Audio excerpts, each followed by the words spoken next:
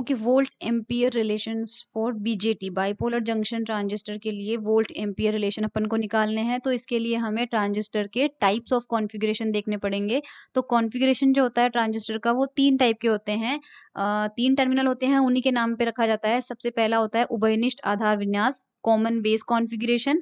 इसी तरह से दूसरा होता है कॉमन इमिटर और तीसरा होता है कॉमन कलेक्टर। पर आज वाले लेक्चर में अपन पढ़ेंगे कॉमन बेस कॉन्फ़िगरेशन, यानी कि जो बेस टर्मिनल होगा वो कॉमन होगा। इसका क्या मतलब है? तो ये देखिए, ये ट्रांजिस्टर का नॉर्मल अपन को स्ट्रक्चर पता है, ये पीएनपी के केस में है और ये एनपीएन के केस में है। आपको पता है कि अगर पीएनपी है इसका मतलब ये टर्मिनल पी होगा, ये टर्मिनल एन होगा और ये टर्मिनल पी होगा। सो डायरेक्शन पता है अपन को, पी से हमेशा एन की तरफ होती है। तो ये देखो, पी से लेके और एन की तरफ एरो लगा हुआ है। इसका मतलब जो इमिटर वाली करंट होगी, क्योंकि ये हमारे पास इमिटर टर्मिनल है, ये हमारे पास कलेक्टर टर्मिनल है और ये हमारे पास बेस टर्मिनल है। सो जो करंट होगी वो अंदर की तरफ जाएगी और हमें पता है, मैंने बताया था आपको कि आई ई की वैल्यू होती है आई बी प्लस आई सी। तो जाहिर सी बात है कि आई सी इधर निकल जाएगा और रिमेनिंग जो पार्ट है आई बी वो नीचे की तरफ चला जाएगा। यहाँ पर अपन ये इनपुट जंक्शन है, तो इस कंडीशन में जो बेस टर्मिनल होता है वो कॉमन होता है। इसका मतलब उसको ग्राउंड किया जाता है, यानी कि उसका वो पार्ट इमीटर से भी कनेक्टेड है और वो पार्ट कलेक्टर से भी कनेक्टेड है, इसलिए उसको बोलते हैं कॉमन। इसके साथ मैंने आपको बता दिया था कि क्योंकि यहाँ पर 2 जंक्शन बनते हैं तो हमें 2 तरह की बाइसिंग देनी होती है। एक हमें इमिटर और बेस के बीच में देनी होती है, तो वो हमने यहाँ पर दिया है। तो potential between E and B, तो ई और बी के बीच का पोटेंशियल को हम लिख रहे हैं वीईबी से। इसी तरह से सी और बी को हम लिख रहे हैं वीसीबी से। ये सेम एनपीएन का स्ट्रक्चर यहाँ पर दिया हुआ है, जिसमें सबकी डायरेक्शन केवल उलटना है आपको। जैसे आईई अंदर जा रहा है तो इसमें बाहर आ रहा होगा, ये देखो। ये पॉजिटिव और नेगेटिव है तो यहाँ नेगेटिव और पॉजिटिव होगा, मतलब कुल मिला के, बट रीजन सेम है। तो यहाँ हमें इनपुट देते हैं और यहाँ पे आउटपुट मिलता है और करंट की डायरेक्शन भी यहाँ पर चेंज हो रही है। तो ये तो है इसका सर्किट डायग्राम। अब यहाँ पर अपन को क्या करना है, इसके वोल्ट एम्पियर रिलेशन। तो यहाँ पर 2 टाइप की कैरेक्टरिस्टिक्स होती है, इनपुट कैरेक्टरिस्टिक्स और आउटपुट ग्राफ। अभी इनपुट आउटपुट कौन कौन से आते हैं, ये देखो मैंने ग्राफ यहाँ पर ड्रॉ कर रखे हैं, लेकिन ये ग्राफ कैसे मिले हैं वो अपन चेक करते हैं। तो आप ये एनपीएन के लिए भी कर सकते हो, बट मैं यहाँ पर पीएनपी के लिए कर रही हूँ। ग्राफ का शेप बिल्कुल सेम आता है, एनपीएन में क्या डिफरेंस आता है वो मैं लेक्चर के एंड में आपको बता दूंगी। सबसे पहले हम बात करते हैं इनपुट की। एक चीज यहाँ पर आप समझिए,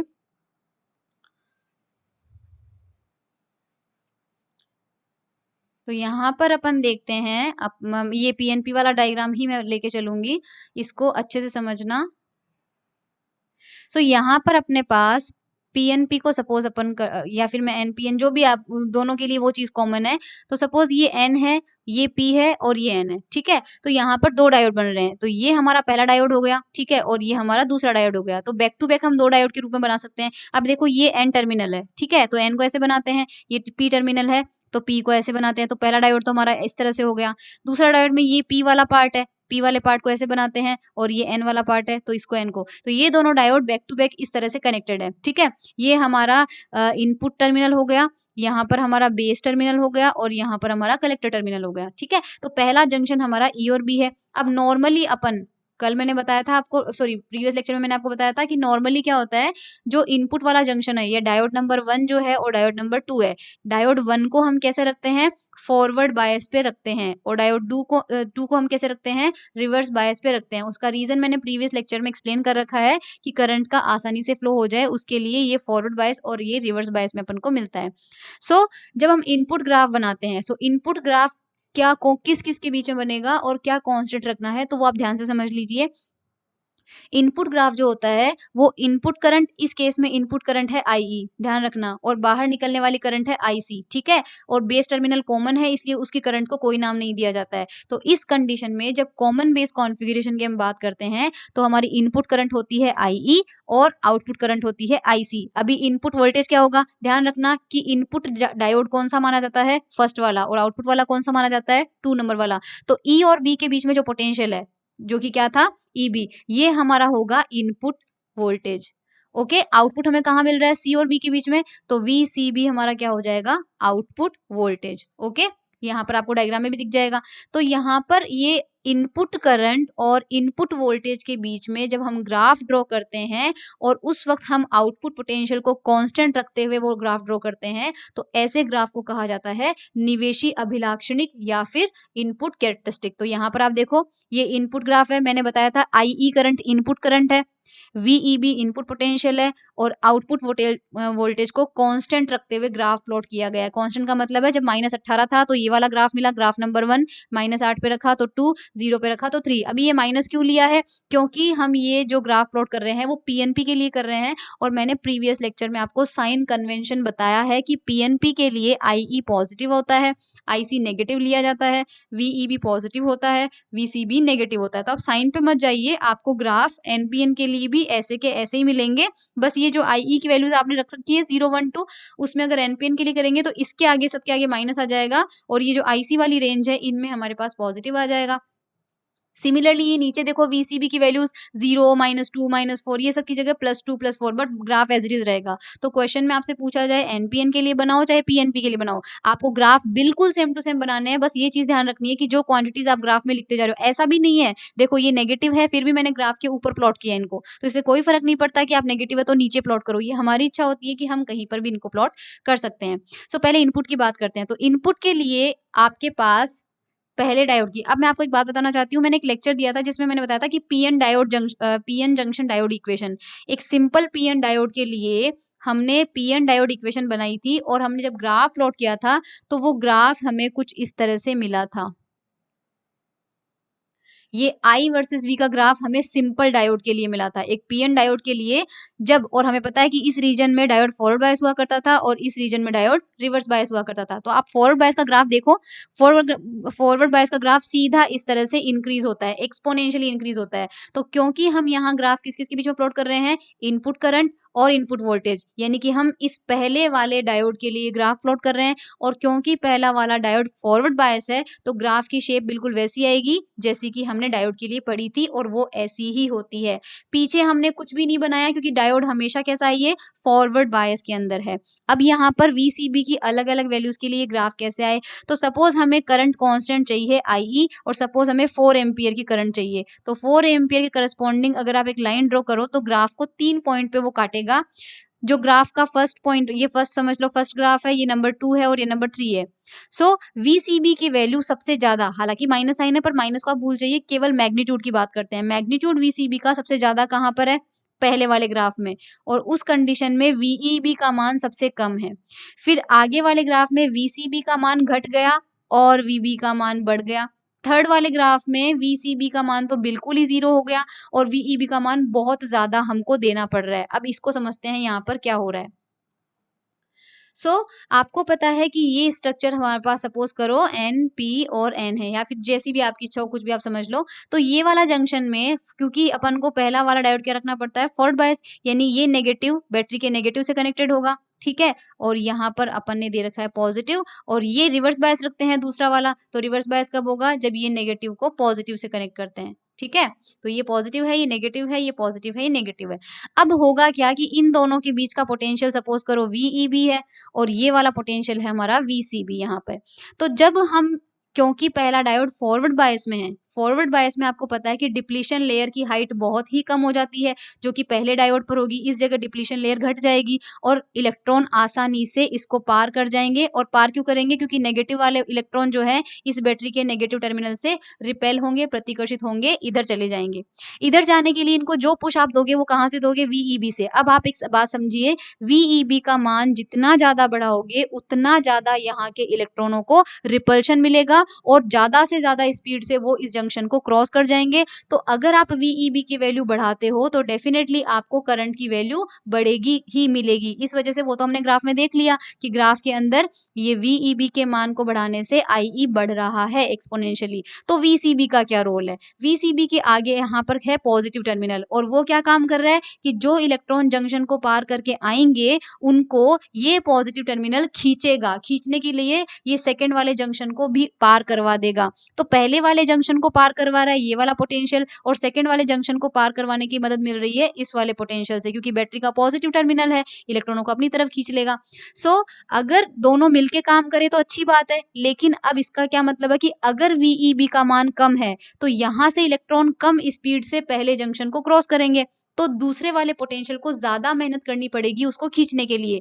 काम दोनों का ही हमें सेम पता चल रहा है। देखो वीईबी इलेक्ट्रॉनों को प्रतिकर्षित करके इधर भेज रहा है और यहाँ वीसीबी है जो इनको आकर्षित करके अपनी तरफ ला रहा है। तो दोनों का काम एक ही है। अगर आप एक की वैल्यू बढ़ा दोगे तो दूसरे को कम मेहनत करनी पड़ेगी और एक की वैल्यू घटा दोगे तो दूसरे को ज़्यादा मेहनत करनी पड़ेगी। इस वजह से ग्राफ में आप देखो दोनों का हमें उल्टा मिल रहा है बिल्कुल। कैसे?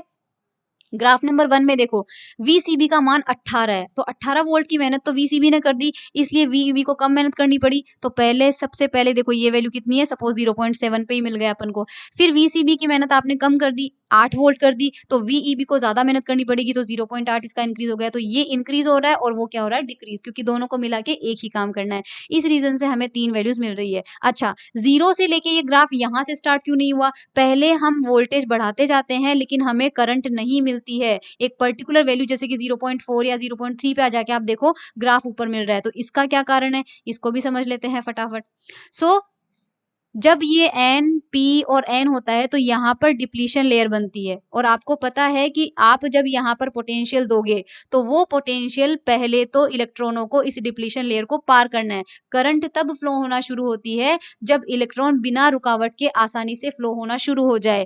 तो इलेक्ट्रॉनों को पहले कुछ एनर्जी हमें देनी पड़ती है जिससे कि वो इस डिप्लीशन लेयर को खत्म करे, क्योंकि हमने कहा है कि फॉरवर्ड बायस जब हम लगाते हैं तो डिप्लीशन लेयर पतली हो जाती है। तो ऑब्वियसली उसको कम करने के लिए इस बैटरी को मेहनत तो करनी पड़ेगी। तो शुरुआत वाली जो एनर्जी जाती है वो केवल डिप्लीशन लेयर को खत्म करने में जाती है और एक बार सपोज 0.2 वोल्ट या 0.3 वोल्ट पर डिप्लीशन लेयर खत्म हो गई, उसके बाद आप जितना पुश दोगे इलेक्ट्रॉनों को वो आसानी से आगे की तरफ जाते रहेंगे। तो शुरुआत में हमें करंट नहीं मिलती है क्योंकि वहां दी गई एनर्जी किस में चली जाती है, डिप्लीशन लेयर को कम करने में चली जाती है। तो जिस वोल्टेज पर आके हमें करंट मिलना शुरू हो जाता है उसे कहते हैं देहली वोल्टता या फिर थ्रेशोल्ड वोल्टता। यानी इस वोल्टेज से कम वोल्टेज का फॉरवर्ड बायस भी दोगे तो कोई करंट नहीं मिलेगी, मिनिमम इतना तो देना पड़ेगा। ये दोगे तो डिप्लीशन लेयर खत्म हो जाएगी, इसके बाद वोल्टेज पे हमें करंट मिलना स्टार्ट हो जाएगी। सो आई होप इनपुट ग्राफ आपके क्लियर है। अब थोड़ा सा आउटपुट को देख लेते हैं।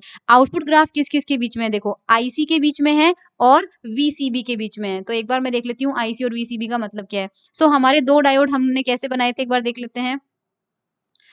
हाँ, हमारे 2 डायोड इस तरह से बने हुए थे। जो बैक टू बैक हमने देखे थे, वो 2 डायोड इस तरह से बने हुए थे। तो यहाँ पर हमको इनपुट करंट और इनपुट वोल्टेज मिल रहा था। ये हमारा आउटपुट करंट और आउटपुट वोल्टेज मिल रहा था।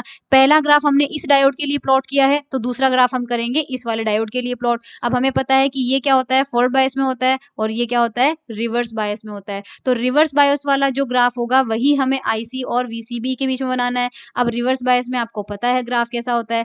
फॉरवर्ड बायस में तो ग्राफ मैंने पीएन जंक्शन डायोड में बताया था इस तरह से होता है और आपने देखा होगा कि पीछे करंट हमें कांस्टेंट मिलती है इस तरह से, यानी वो शुरुआत में बढ़ती है लेकिन उसके बाद वो करंट कांस्टेंट हो जाती है। सो ये ग्राफ, ये लाइन होती है आई की और ये होती है वी की, मतलब इधर वी पॉजिटिव होता है और इधर वी नेगेटिव होता है। तो रिवर्स बायस वोल्टेज चाहे आप कितना ही बढ़ा दो, करंट हमें बिल्कुल भी नहीं बढ़ी हुई मिलती है, वो कांस्टेंट हो जाती है। और ये करंट कौन सी होती है, रिवर्स सैचुरेशन करंट। ठीक है, रिवर्स सैचुरेशन करंट जो होती है उत्क्रमित संतृप्त धारा वो भी क्यों मिलती है, क्योंकि अगर आप देखो कोई भी डायोड जब रिवर्स बायस में होता है, फॉर एग्जांपल किसी भी एक डायोड की बात करते हैं, सपोज ये पी है और ये एन है और हमने इसको रिवर्स बायस दे दिया। रिवर्स बायस का मतलब पॉजिटिव को नेगेटिव से करना है, पॉजिटिव को नेगेटिव टर्मिनल से करना है, तो ये हमने रिवर्स बायस दे दिया।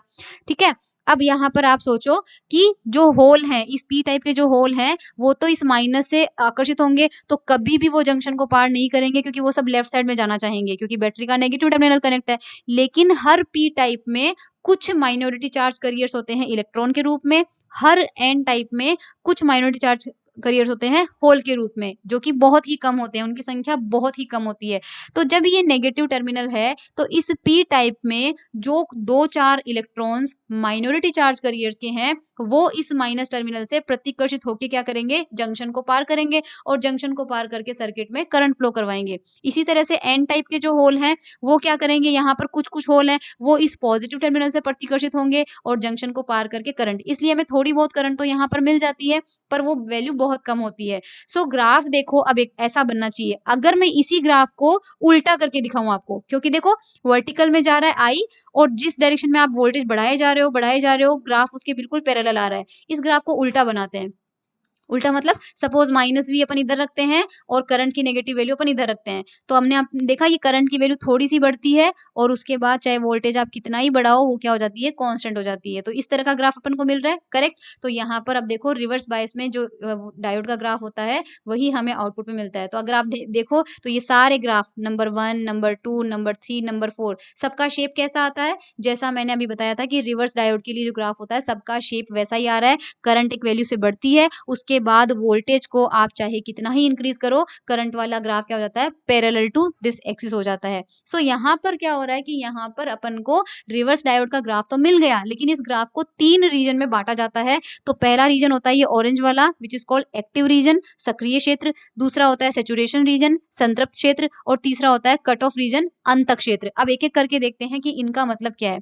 सबसे पहले अपन कट ऑफ रीजन की बात करते हैं। कट ऑफ रीजन वो होता है जो IE बराबर 0 मिली एम्पियर, यानी जब इनपुट करंट बिल्कुल भी नहीं फ्लो हो रही है तब जो ग्राफ मिला था हमें IC का, तो ये सबसे नीचे वाली लाइन दिख रही है आपको, यहाँ से ये वाली, तो इसके नीचे नीचे का जो ग्राफ है, ओनली इसके नीचे नीचे का जो ग्राफ है बस उस वाले रीजन को बोल रहे हैं हम cut off reason. So cut off reason के अंदर हमें IC की जो वैल्यू है वो नियरली इक्वल टू 0 मिल रही है, बट मिल रही है क्योंकि मैंने अभी बताया था कि reverse saturation current minority charge carrier की वजह से मिलेगी, तो वो तो अपन को मिलेगी मिलेगी। तो इस कंडीशन में अब देखो, क्योंकि ये कंडीशन में IC तो आपको रिवर्स सैचुरेशन करंट की वजह से मिल रहा है, साथ में इस कंडीशन में IE क्या था आपका, 0 था। और आपको पता है कि IE 0 होने का मतलब है कि जो पहला वाला डायोड आपका है, क्योंकि डायोड आपके कैसे अटैच थे, इस तरह से अटैच थे ना, ये फॉरवर्ड बायस में था और ये रिवर्स बायस में था। इसका ग्राफ अपन ने प्लॉट कर दिया, लेकिन इसके ग्राफ के वक्त अगर IE 0 है, IE 0 का होने का मतलब है कि इस डायोड में कोई करंट नहीं है, और किसी डायोड में जब कोई करंट नहीं होती है तो वो फॉरवर्ड बायस नहीं हो सकता, वो क्या होता है, रिवर्स बायस ही होगा। तो इस सिचुएशन में जब हमें अंतक क्षेत्र मिला है तो हमारा दूसरा डायोड तो रिवर्स बायस है, पहला डायोड भी क्या हो जाएगा, रिवर्स बायस। तो ये टाइम पे दोनों ही जंक्शन क्या होते हैं, रिवर्स बायस में होते हैं। तो ये देखो एक बार, कट ऑफ रीजन के अंदर JEB यानी पहला जंक्शन भी रिवर्स बायस में होगा, दूसरा जंक्शन भी रिवर्स बायस में होगा, और जो IC की वैल्यू है वो केवल ICO which is leakage current, इसको शरण धारा भी बोलते हैं, मैंने बता रखा है आपको, या फिर इसको कई बार बोलते हैं ICEO। अभी ICEO का मतलब क्या है कि IC current when E terminal is open, क्योंकि ओपन का मतलब उसको खोल दिया गया है, वो डिस्कनेक्ट कर दी गई है बैटरी, या फिर उसको रिवर्स बायस पे जो भी मान लो। तो इस कंडीशन में इमीटर से हमें कोई करंट नहीं मिल रही होती है, तो इसका ये मतलब है, ठीक है। इसके बाद देखो अपन बात करते हैं एक्टिव रीजन की। एक्टिव रीजन के अंदर अभी भी मैंने बताया कि ग्राफ बिल्कुल पैरेलल मिल रहा है, ठीक है। और बिल्कुल पैरेलल मैंने बताया था कि कोई भी डायोड के अंदर ये देखो, ये बिल्कुल पैरेलल जब होता है इसका मतलब यहाँ पर रिवर्स बायस है, ठीक है। तो यहाँ पर क्या होता है कि जो हमारा डायोड है दूसरा वाला, ये वाला डायोड तो रिवर्स बायस है। साथ ही साथ में अगर आप इस ग्राफ में ध्यान से देखो तो इस ग्राफ के अंदर जो अपन को बहुत सारी लाइनें मिल रही है उसमें IE 1 मिली एम्पियर भी है, IE 2 मिली एम्पियर है, IB 3 मिली एम्पियर है, 4 भी है, यानी IE इंक्रीज हो रही है। तो IE करंट मिल रही है, और IE करंट तभी मिलेगी जब हमारा पहला वाला डायोड कैसा होगा, फॉरवर्ड बायस होगा, ठीक है। दूसरा वाला तो रिवर्स है ही, पर पहला वाला कैसा होगा, फॉरवर्ड। तो इस कंडीशन के अंदर एक डायोड फॉरवर्ड में होता है और एक रिवर्स में होता है। तो यहाँ देखो एक बार, ये एक्टिव रीजन देखो, तो यहाँ एक डायोड हमारा फॉरवर्ड बायस में होता है जिससे कि हमें IE मिल रही है, और एक हमारा रिवर्स बायस में होता है, ठीक है। लेकिन आपको मैंने प्रीवियस लेक्चर में बताया था कि एक अल्फा DC टर्म डिफाइन होता है जिसका वैल्यू होती है IC अपॉन IE, ये आउटपुट करंट है और ये इनपुट करंट है। तो यहाँ से अगर आप IC की वैल्यू देखो तो IC की वैल्यू कितनी आती है, अल्फा DC इंटू IE, और इसकी वैल्यू मैंने बताई थी 0.95 से लेकर 0.99 तक होती है, यानी कि इसको लगभग 1 के इक्वल अगर हम मान लें तो IC का मान लगभग किसके बराबर हो सकता है, IE के बराबर हो सकता है। यही कारण है कि रिवर्स सैचुरेशन में जो आप ग्राफ बनाते हो तो आप देखो एक बार, ये लाइन जब आपने नीचे बनाई थी तो IE बराबर 0 था, ठीक है। लेकिन जब आपने IE बराबर 1 मिली एम्पियर रखा तो जो IC का ग्राफ है, क्योंकि ग्राफ तो हम IC का प्लॉट कर रहे हैं, पर ये कंडीशन आपके पास सेटिस्फाई होनी चाहिए कि IC का मान लगभग IE के बराबर होना चाहिए, क्योंकि अल्फा का मान लगभग 1 के बराबर है। इस वजह से जो स्ट्रेट लाइन हमको मिलती है वो जैसे जैसे IE बढ़ता जाता है, तो देखो ये 6 मिली एम्पियर है तो IC भी 6 मिली एम्पियर हो गया। साइन उनका उल्टा होता है क्योंकि IE और IC हमेशा ऑपोजिट नेचर के होते हैं, क्योंकि एक जंक्शन में एंटर करती है करंट और दूसरी जंक्शन से बाहर निकलती है।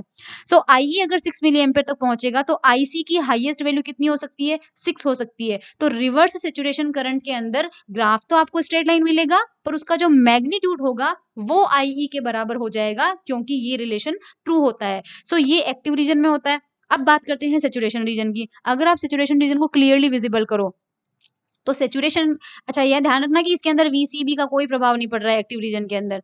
तो अब लास्ट रीजन हमारा देख लेते हैं अपन, सैचुरेशन रीजन। तो सैचुरेशन रीजन में VCB का मान थोड़ा सा बढ़ाने पर, VCB का मान आप देखो एक बार, हल्का सा बढ़ाते ही आपको current which is IC, VCB का मान देखो, एक तो VCB का मान उलट दिया है, 024 यहाँ पर चल रहा था, ठीक है, ये सॉरी ये माइनस थे ना, ये माइनस थे। VCB का मान हमने उल्टा कर दिया और उसी के साथ साथ हल्का सा VCB थोड़ा सा भी बढ़ा रहे हैं, देखो इधर थोड़ा सा भी बढ़ा रहे हैं तो सडनली IC की वैल्यू बहुत ज्यादा बढ़ रही है। अब इस, और एक बात ध्यान रखना, इस वक्त आप जो VCB रख रहे हो उसकी आपने डायरेक्शन चेंज कर दी, क्योंकि 0 से इधर अलग है और ओरिजिन के दूसरे साइड में पता है डायरेक्शन रिवर्ट हो जाती है। अब रिवर्ट करने का मतलब क्या है, ये दो डायोड थे आपके, ओके हम बात कर रहे हैं इस डायोड की, और ये डायोड के टाइम पे इनके बीच का पोटेंशियल हम कहाँ से दे रहे थे, VCB से दे रहे थे। तो जब तक हम VCB की वो वैल्यू रख रहे थे जो अभी तक हम पढ़ते आए हैं, उस हिसाब से ये कैसा होना चाहिए, रिवर्स बायस में। लेकिन अब जो ग्राफ हमको मिला है यहाँ से लेकर यहाँ तक की रेंज में, तो हमने देख लिया कि VCB की जो भी वैल्यू है उससे डायोड रिवर्स बायस में बना रहता है। पर अब हम बात कर रहे हैं इस रेंज की, तो इस रेंज में VCB की डायरेक्शन उल्टी कर दी, और जैसे ही VCB की डायरेक्शन उल्टी करेंगे हमें पता है कि ये डायोड कैसा हो जाएगा, फॉरवर्ड बायस में हो जाएगा। तो सेकंड वाला डायोड जब हमारा फॉरवर्ड बायस में हो जाएगा तो सेकंड वाले डायोड को कोई जरूरत नहीं है कि उसको इनपुट से करंट मिल रही है या नहीं मिल रही है, क्योंकि अब वो खुद अपने लेवल पे स्टैंड कर रहा है। तो उसकी खुद की करंट IC और उसका खुद का वोल्टेज, जो कि अब हम क्या दे रहे हैं उसको, फॉरवर्ड बायसिंग में। तो थोड़ी सी भी फॉरवर्ड बायसिंग में वैल्यू रेज करते हैं तो करंट की वैल्यू सडनली बहुत बढ़ जाती है, क्योंकि हमको पता है ग्राफ कैसा होता है, इस तरह से। तो थोड़ी सी भी वोल्टेज बढ़ाने से करंट की वैल्यू बहुत ज्यादा बढ़ जाती है। इसलिए हम ये कह सकते हैं कि सैचुरेशन रीजन जो होता है ये वाला रीजन होता है, क्योंकि इसमें VCB की साइन चेंज कर दिया, देखो नेगेटिव से पॉजिटिव या पॉजिटिव से वो नेगेटिव में आ चुका है, ये यहाँ पे प्लस है ना, ये यहाँ पे प्लस है, आप वीडियो बैक करके देख लेना, ओरिजिनल साइंस वो हैं, ये मिट गए थे यहाँ पे। सो VCB का जो वैल्यू है वो पूरे इस रीजन के दौरान रिवर्स बायसिंग वाला था। तो आप जब लेफ्ट में बात करते हो तो VCB कैसा हो जाता है, फॉरवर्ड बायस हो जाता है। तो फॉरवर्ड बायस में करंट सडनली बहुत ज्यादा मिलती है पोटेंशियल थोड़ा सा बढ़ाते ही। तो इस हिसाब से ये जो कॉमन बेस के कर्व हैं, यहाँ पर देखो ये टर्म ध्यान रखिएगा, कुछ टर्म, दो टर्म है, गतिक निवेश प्रतिरोध, डायनेमिक इनपुट रेजिस्टेंस। तो इनपुट जो ग्राफ था वो किस किस के बीच में था, VEB और करंट। तो पोटेंशियल अपॉन करंट का जो रेशो होता है उससे हमको क्या मिलता है, रेजिस्टेंस मिलता है। तो ये रेजिस्टेंस अगर इनपुट वाले ग्राफ के लिए देखते हैं तो इनपुट वाला ग्राफ में हमें क्या मिलेगा, dy/dx कर दिया, तो dy/dx अपन ने कर दिया यहाँ पे। सो अपन को क्या मिलेगा, इस टाइम पे VCB को अपन ने क्या रखा था, कांस्टेंट, तो ये कहलाता है डायनेमिक इनपुट रेजिस्टेंस। इसी तरह से गतिक निर्गम कहलाता है। तो निर्गम के अंदर किस किस के बीच में ग्राफ प्लॉट था, पोटेंशियल था VCB और करंट थी IC। तो इन दोनों के बीच का जो, इन दोनों का जो रेशो होता है वो IE कांस्टेंट पे किया था अपन ने। ध्यान रखना आउटपुट प्लॉट करते वक्त IE कांस्टेंट रखा जाता है। सो आपको पूछा जाए ना कि इनपुट कैरेक्टरिस्टिक की डेफिनेशन बताओ, तो डेफिनेशन क्या देनी है कि VCB को कांस्टेंट रखते हुए VEB और IE के बीच में खींचा गया ग्राफ होता है इनपुट ग्राफ, IE को कांस्टेंट रखते हुए VCB और IC के बीच में खींचा गया ग्राफ होता है आउटपुट ग्राफ, ठीक है। तो ये आउटपुट रेजिस्टेंस हो गया और ये इनपुट हो गया। इसी के अलावा ये करंट एम्पलीफिकेशन फैक्टर होता है, जिसको हम करंट गेन भी कहते हैं, ये मैंने बता ही दिया था आपको प्रीवियस लेक्चर में। अल्फा DC होता है, IC/IE का रेशो होता है जब VCB कांस्टेंट होता है, ठीक है, क्योंकि हाँ ये रेशो होता है। इसी तरह से अल्फा AC होता है, ये भी आउटपुट करंट और इनपुट करंट का कांस्टेंट होता है, रेशो होता है, और इसमें भी VCB कांस्टेंट, दोनों की ही वैल्यू 0.95 से 0.99 तक होती है।